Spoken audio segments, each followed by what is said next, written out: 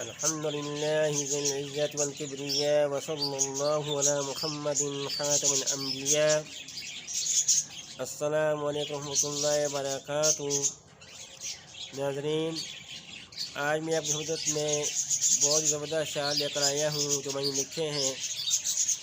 کل جب عشاء کی نماز پڑھ کر آیا، وظائف وغیرہ مکمل کیے تو ذہن میں خیال آنے لگا کہ پہلے میں حج پہ گیا تھا سن 2006 میں، کاش پھر جاتا.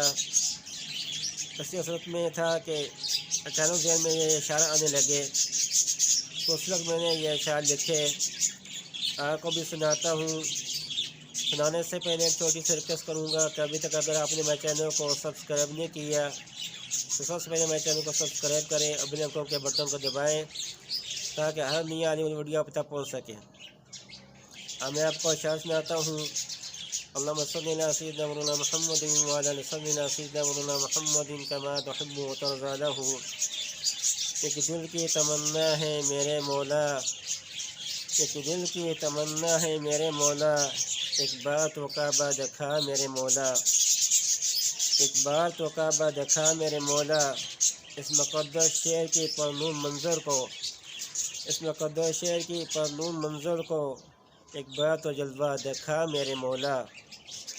پیاسا ہوں آب زمزم پینے کو، پیاسا ہوں آب زمزم پینے کو، آب زمزم سے پیاس بجھا میرے مولا.